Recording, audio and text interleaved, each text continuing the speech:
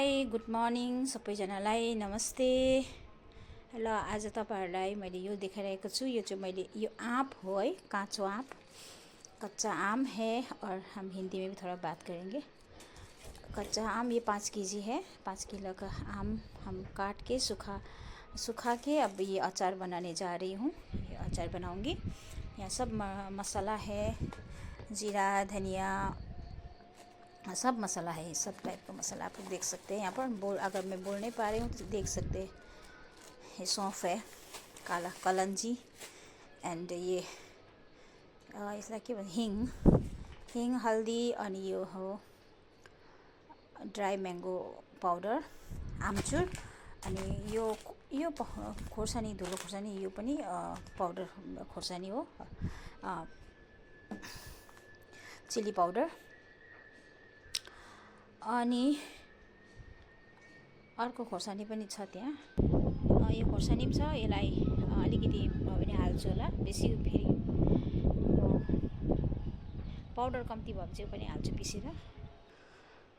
र यहाँनिर यसरी बनाउनु गइरहेको छु अनि बनाउने छु कस्तो हुन्छ है। अनि आफ्नो आफ्नो तरिका हुन्छ बनाउने है।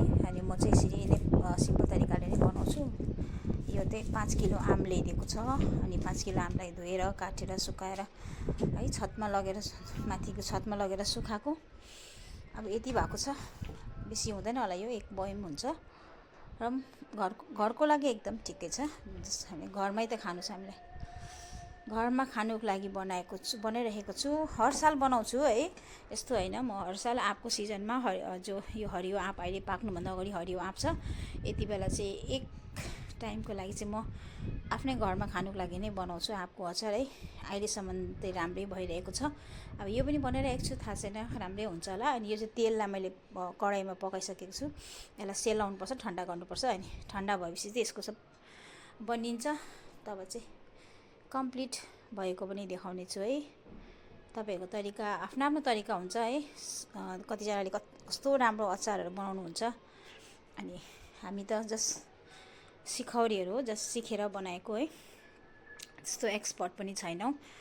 राम्रो लाग्छ हरेक प्रकारको परिकारहरू बनाउनु है, खानाहरू बनाउनु। सिकेर भए पनि है बनाउनु त एकदम राम्रो लाग्छ। यो पनि एउटा कला हो हैन।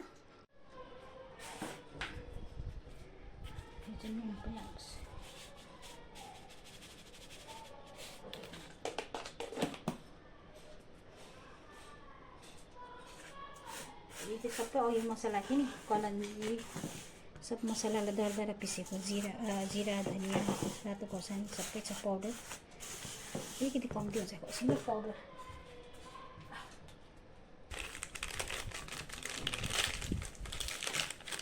हावाले उडायो भने चाहिँ डेन्जर छ।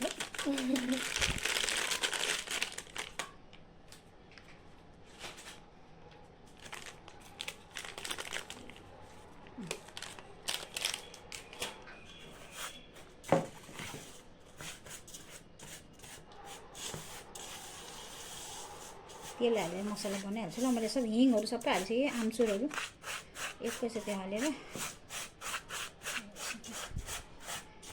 सबै मसला चाहिँ यहाँ छ। अब तेल हाल्नु त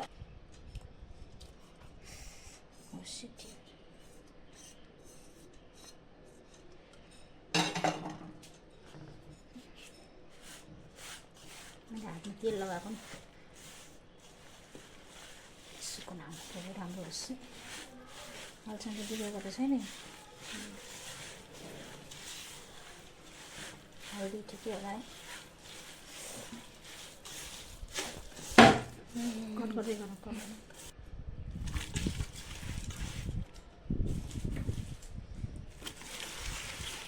सानो भाँडा भएछ मुस्ने।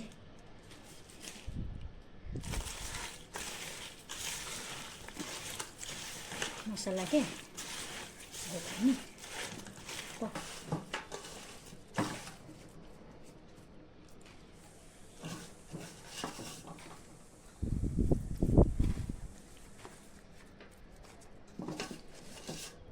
अब यो तेलमा अझै तेल लाग्छ बयममा हाल्दा चाहिँ।